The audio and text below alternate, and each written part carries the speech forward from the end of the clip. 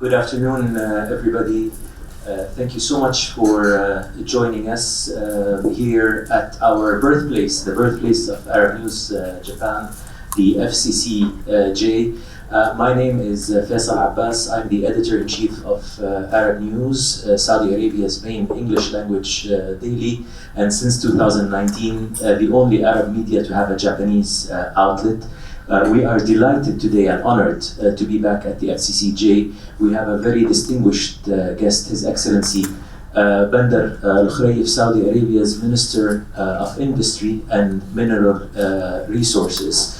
This is my first time back in Japan since the pandemic, and since we had the birth of Arab News in this very room, I would like to start our conversation with a 1-minute reel of showing you how Arab News Japan has been working to bridge the gap between our two nations and our two parts of the world.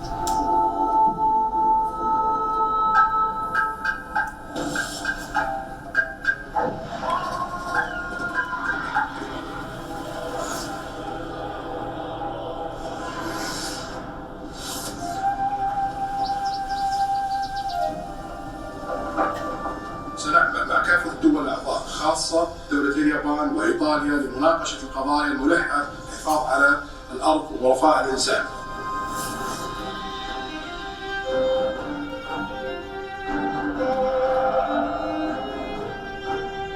Japan is a country that is very much proud of its past. It's very much proud of its traditions. At the same time, embraced modernity. What we are looking to do in Saudi Arabia is the same. Saudi Arabia, Mabruk.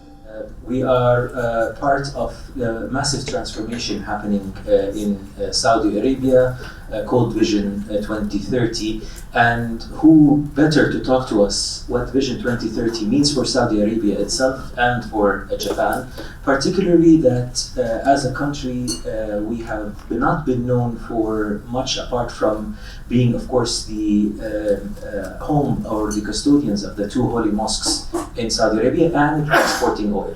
But apparently, as we are about to find out from His Excellency, there is much more than what meets the eye. And on that cue, I would like to turn to His Excellency, if he can give us a brief outlook, what Vision 2030 is, and how does your Ministry of Industry and Mineral Resources play part in that overall vision?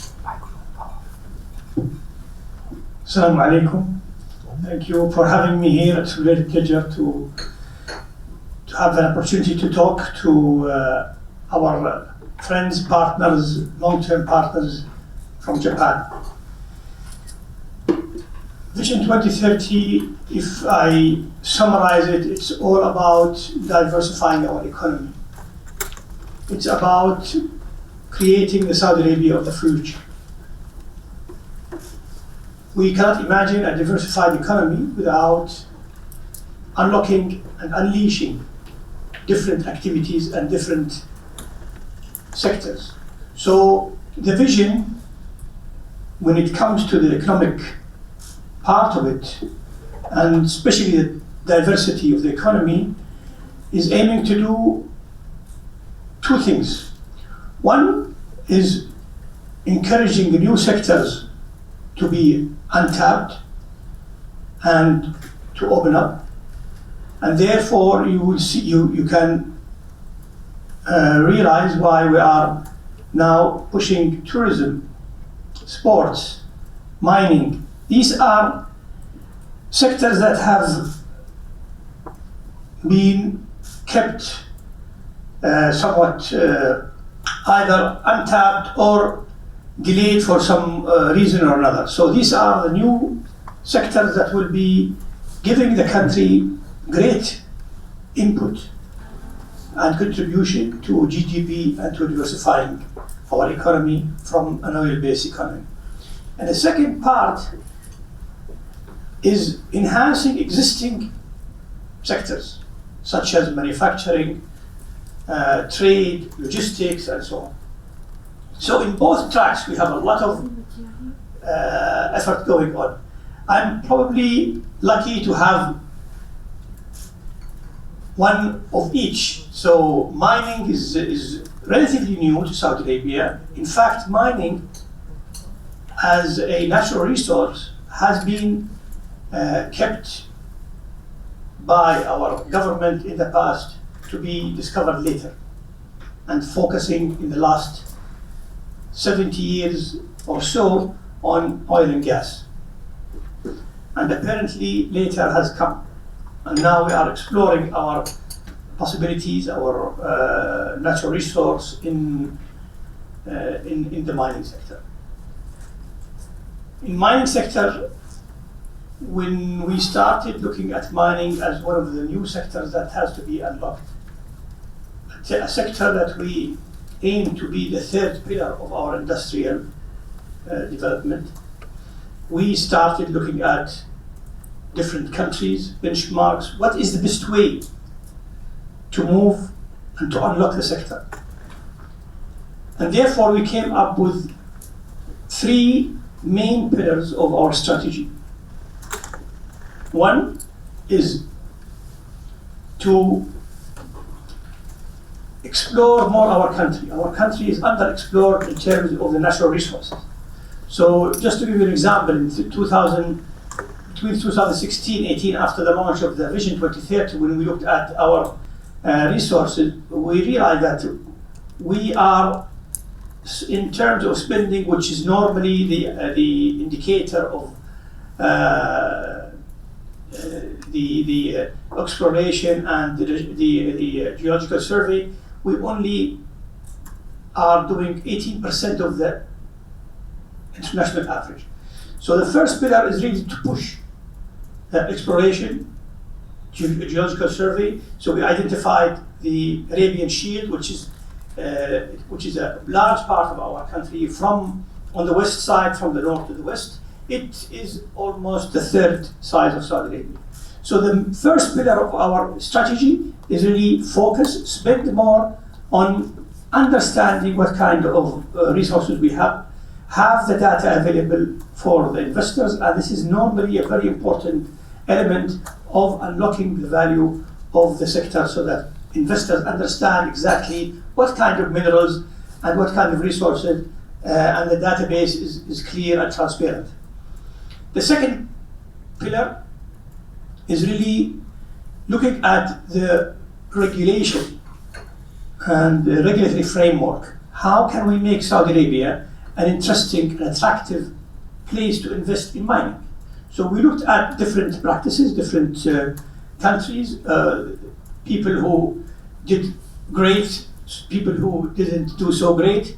And probably you all know, mining is a sector that has a bad reputation, especially in countries where the resources were, because unfortunately, the people who were supposed to benefit from these resources were the last to benefit from the resources. So we looked at the different practices, we looked at how can we create an environment that is inviting to investments and that is also supporting the social development of the country, supporting the economic development, and is not harmful to the environment. And luckily, there's a lot of examples that we have learned from, but also we have learned from our own oil and gas sector. And if some of you know Saudi Arabia, you will notice that the eastern part of Saudi Arabia, which is the home of oil, had developed so much because of a company like Aramco. Sabic in the industrial cities did the same thing. Ma'adin also in mining is doing the same thing. So this is probably the second vertical. And what we found is that also Saudi Arabia is privileged to have its structure as a government is very transparent and clear to work with. What I mean by that is that as an investor in mining, and as you know, mining also is more or less a small club, large companies who invest in different countries normally. The issue they face is they have to deal with multiple governments, central government and local government and so on, and the different local regulations. In Saudi Arabia, we made it much simpler. The investor today have to deal with the only one regulator, which is the Ministry of Industry and Mining. And therefore, we are able to reduce the amount of time needed to secure concession or licensing for mines from years, sometimes 7 years or 4 years, to only months, between 3 months to 6 months. So when we launched the mining investment law, it really was received very well by investors, and we claim that we have one of the best mining investment law in the globally. The third vertical of mining is really how to link mining with industry. The whole idea of unlocking the value in mining is really not just the minerals, but really the economic impact. And I always use this quote from our Minister of Finance, who said in the last Future Mineral Forum, he said, our mining activities is economical and not financial. And by saying that, we want to maximize the economic impact. And that's why we are linking mining with industry. How to do more refining for the metals, how to bring the products to the downstream, how to benefit from our competitive advantage in energy, and also our location. So this is quickly, a quick explanation about what we are doing. Our very excellent overview, Your Excellency. But I would like to narrow it down to specific. We spent a lot of time talking. We have some of the most esteemed journalists here from the Japanese media to prepare for this session. I think the overwhelming stereotype is Saudi Arabia is only known for oil. So when we talk about mining or minerals, what essentially are we talking about? What have we discovered? That's a good question. And as I just said, Saudi Arabia is underexplored. Although our estimations of the mineral resources that we have in the country is in approximately about $1.3 trillion. We are actually, as we speak, updating this data. They are showing great improvement as a result of what we have done in the last 40 years in our geological survey. So in January, inshallah, we will come up with a new estimation again. But in terms of different minerals, so we have huge deposits of phosphate, of copper, of zinc, aluminium, gold, silver, and yet we are exploring more and more. But these are the elements where they are already commercially viable, where we see investments that are actually happening. So today we are in the top 5 exporters of phosphate. We are a large player in the phosphate market. We are a large player also in the fertilizer market. In the aluminium, also we have huge amounts of output. Excellent. So the most recent estimate, and this is going to be updated in January, is $1.3 trillion. We're talking about phosphates, zinc, fertilizers. And what is the purpose of Your Excellency's visit to Japan? Is it for Japanese companies to come help in exploration and mining? Or, as you know, Japan is a net importer of resources, or is it to encourage exporting these minerals to Japan? As we know, it's an industrial powerhouse here. Well, the visit to Japan is really focusing on explaining what we are doing in Saudi, getting our partners from Japan interested also in how to be part of what is going on. On the mining side, it has been for us very clear that the stress and the demand on minerals for the future is going to be increasing. And countries are looking for ways to secure their supply of different minerals. We created what we call the Future Minerals Forum, which is an annual forum that takes place in Saudi Arabia in January, becoming the most important platform to discuss these challenges. Today, the global community needs more minerals for the energy transition, for EVs, for manufacturing, for many advanced also technologies. So that's one part. We believe it's a discussion that is both G2G and also commercial. So this is one part. The other part is really manufacturing. Manufacturing maybe just to also just shed light on what we are doing in manufacturing. Saudi Arabia has been a manufacturing country for the last more than 50 years. We are a huge producer of petrochemicals. We utilized our oil and gas base to do that. We are one of the largest. We almost have 7 to 8% market share, global market share in petrochemicals. But what we are trying to do is really bring up manufacturing to be more complex, to enter into more added value products. So our manufacturing strategy looked at the different capabilities that we have, identified 12 different sectors that we aim to target, and I can group them into 3 groups. The first group is focusing on our national security and our resilience, so things like food security, pharmaceuticals, water security, defense, and so on. And that's a complete stream of different products. The second group of products is focusing on how can we maximize the economic impact and the added value from our competitive advantage in oil and gas, in minerals, and in our location. So things like downstream chemicals, metals, and also machinery equipment, utilizing our access to different ports, different logistics, being a hub of not only manufacturing but also logistics, getting the best out of our energy competitiveness, bringing capabilities in the country for processing, and being really a positive contributor to the challenges of the supply chain globally. The third vertical or group of products are towards the future. How can we position Saudi Arabia to be a country that is at the forefront of future technologies, of future products?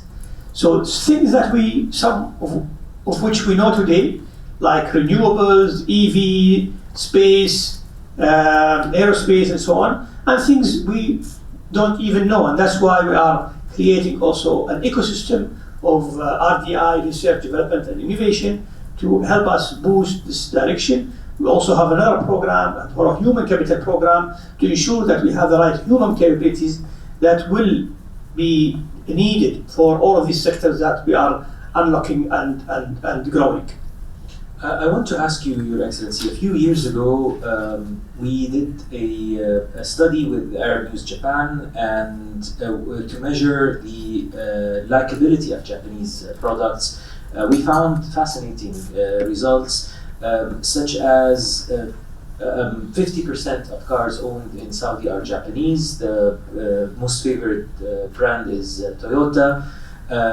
In the last few years, as somebody who lives in Saudi, this perception perhaps is no longer reflected on the streets. We are seeing an influx of Chinese brands. Saudi Arabia has now capabilities of producing EV cars, and I believe you just came back from Korea, where we have signed with Hyundai to establish manufacturing in Saudi.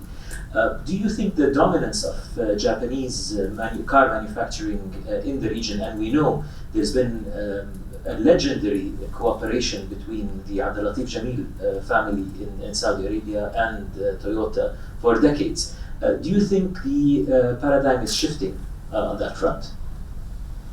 Well, I think it's automotive is quite an interesting sector when we look at the changes that's happening and taking place in the last few years. When we look at Saudi Arabia, by the way, is the largest importer of cars who doesn't have a local manufacturer.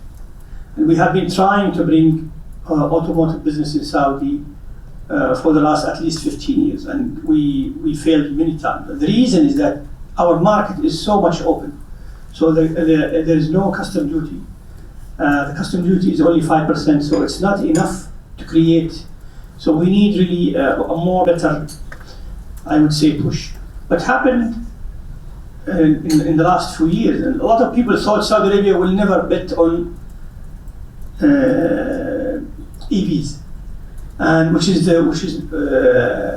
not what happened. When I came in the ministry and we started to review the automotive sector, we realized the trend is really for EVs, and we need to at least now start very early in. The second thing is of the characteristics of the Saudi market. It's really a very loyal market. As you rightly said, the perception of Japanese manufacturing, Japanese companies and brands is very highly perceived. It showed also great record. But we all know sometimes certain events happen and they change the dynamics of the markets. And that's why I tell the large brands in Saudi, and especially Toyota and Hyundai, if you don't protect your market share, you will definitely lose it. I used to be a businessman, and if I were in their shoes today, I would definitely worry, because the amount of market share that I have been enjoying for many years, is no longer going to be sustainable because of the shift in the market, because of the different changes from the policies that we have as a country, but from a global also perspective, as you rightly said. Today, I was just in China also a few months back, and I spent a few days in China visiting different cities. They have today more than 350 car manufacturers. Nobody would have expected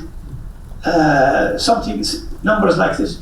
Automation is helping a lot, and different technologies is helping a lot. So, in what I say to our Korean and Japanese partners, you need to come. You need to come, and that's exactly what happened with Hyundai, because they realized that if they don't come now, with time they will just dilute their market share, and somebody else will come and pick up the market share. So I encourage Japanese companies, and this is actually part of why I'm here. Japan is a great partner to Saudi Arabia, and we both share many values, like loyalty, like trust, like being really trying hard to keep a relationship going. I was in the private sector, and I know I have worked, even at my family business, worked with Japanese companies, and I know the culture here. So, but we want to get them interested to come and participate. Today I was visiting a partner of ours, a Saudi company Japanese company that has a partnership in Saudi Arabia producing titanium. And the plant in Saudi Arabia is even going to be producing almost twice the quantity. So this is the right approach. Where is the future? Where is the market going to move? And we definitely need the technology. We definitely need the know-how. Japan has a great experience in things like automotive, where we are trying also to build a complete sector. So even if we don't have the OEMs, we can have the tier 1 supplier, tier 2 supplier in renewables, in petrochemical, downstream petrochemical, in metals. So there's a lot. Also, what is interesting for me specifically is really automation. One of the things that we bet on in our manufacturing growth is automation, advanced manufacturing, AI, 3D printing, additive manufacturing. These are areas where we see Saudi Arabia can grow much faster. So when I visited this plant this morning, and a 70-year-old Japanese company the CEO telling me the plant in Saudi Arabia, Yanbu, is more efficient than the plant in Japan. This is also means a lot to me.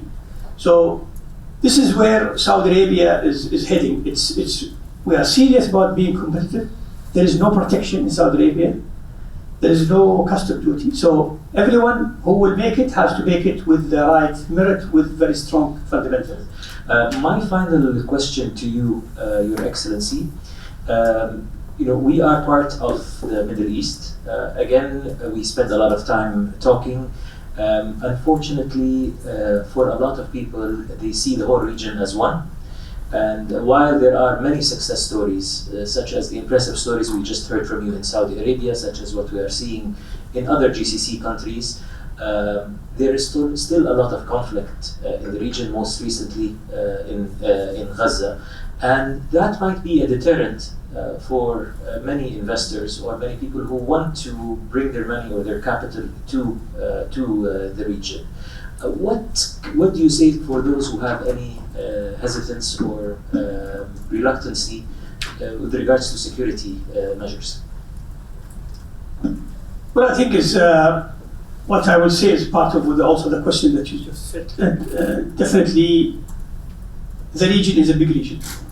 So we need to also understand the different components of the region. But what I also would like to say is that Saudi Arabia have been in this region with its conflicts up and down and still survived because there is a fundamental reason for that. The stability that we have in Saudi Arabia is genuine, is true stability, because it's based on a great relation between the people and the leaders, a very strong trust, a social contract that is very fair. Secondly, Saudi Arabia, if you look at different oil countries, Saudi Arabia, I would claim to say it is the #1 country that has showed great progress in investing its oil returns into the society. No country have succeeded from the large oil producers or the countries that had that resource like what we have done.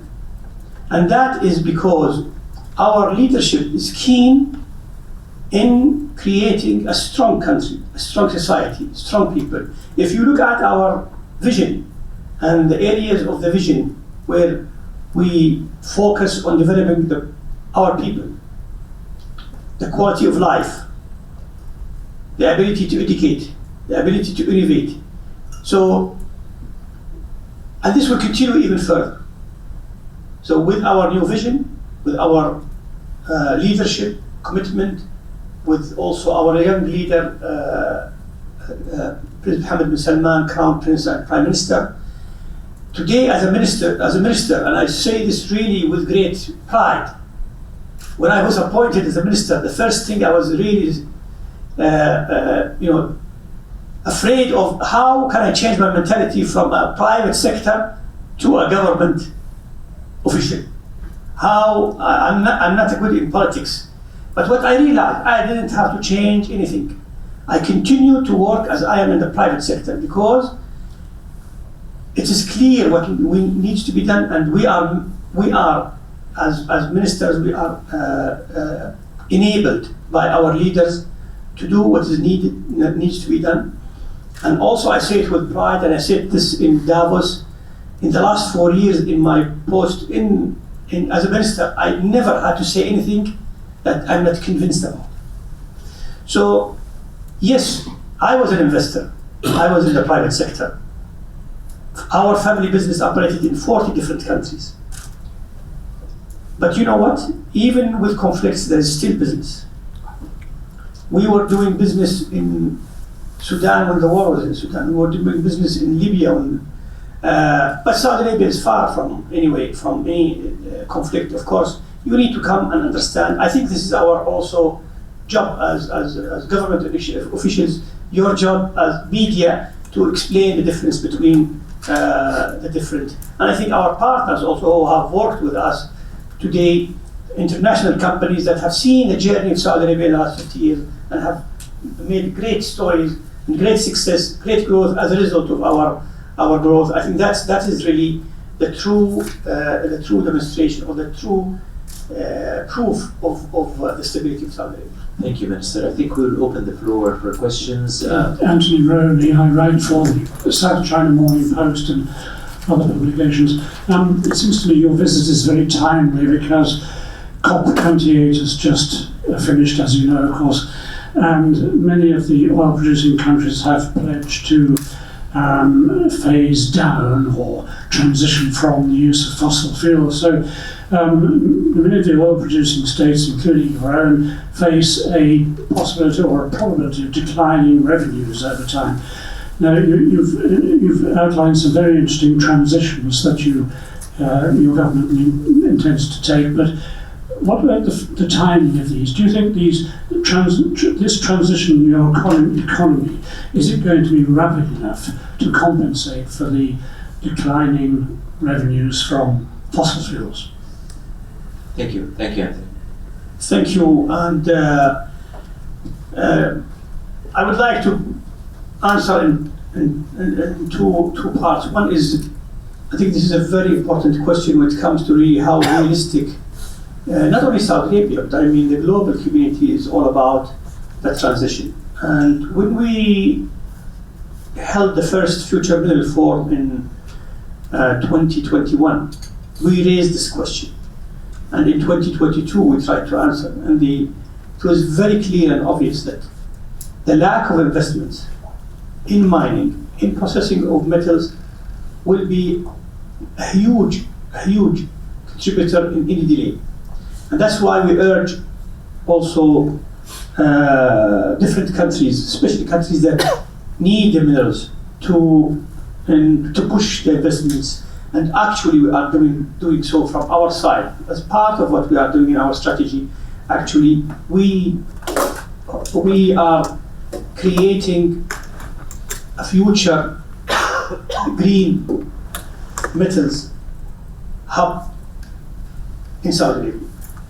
And this is very serious because it takes a lot of coordination, because it's easy to say we want to do this, we want to do that. It's not easy when you have to plan it right. So we are planning exactly what we are doing in terms of how are we going to secure the right energy source and so on.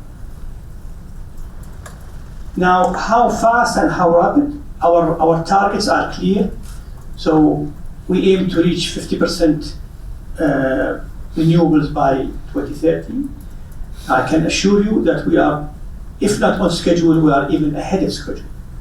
If some of you follow some of the projects that were announced just in the last 6 months, 3 renewable projects, all 3 commercially viable, showed prices range between 5.6 to 5.8 halala, which is approximately 1.8 cents per kilowatt. So, and I'm talking about commercially bank-financed projects. Imagine how if we go and scale these projects to the amount, imagine how we can also reduce the cost when we have the local capabilities of production and so on. So we are serious and we are moving. The question with declining income, and that's, the whole vision is aimed towards that. One of the things I didn't talk about is our investment fund. So the government investment fund is increasing its capital base and its assets so that it can be the source of income for the country when the decline is really sharp to that that level. Thank you very much. I'm from Japanese newspaper Nikkei. Thank you for your time today. I'd like to ask you, you said that the mineral resources is needed for energy transition for the future. Could you give me your view? the readiness to cooperate with Asian countries, especially Japan, to develop those mineral resources in Saudi? Thank you. I think this is a very important one of the main topics I normally discuss when I'm abroad and meeting my counterparts is really this element of cooperation. What we underestimate today is that the G2G relation, the cooperation between different countries and complementing each other's capabilities is also important. And that's why we came up with this initiative of how we can do some processing, even if the minerals is not in Saudi Arabia, we can at least be a hub for processing and hopefully green very soon. The other thing is that specifically for Japan, there is we have been working with a specific agency. I can't remember the name. JICPA, yes, exactly. So they started with us. They are very committed from the first Future Mineral Forum, and I think I'm meeting them tomorrow. There is great talks. What we have done also as a result of what you mentioned is that we created, as part of our mining strategy, created a vehicle to invest outside, which was announced actually this year in January. It's a joint venture between Ma'aden, our largest mining company, and PIF, the Public Investment. This entity is not only going to invest for Saudi Arabia, but also it will partner with our partners like Japan, UK, US, and others in different assets globally to ensure the minerals needed. Thank you, Your Excellency, for your time. I think we managed to cover quite a lot, and this is just another proof of how efficient the new Saudi Arabia is. I would like to thank you for honoring us with your presence, and we would like to present you actually with the first product of Arab News Japan, which is a survey about how the Arab world views Japan. It is also available in Japanese for the Japanese media available outside, but this copy in English, we would love to present it to you with your permission. Thank you.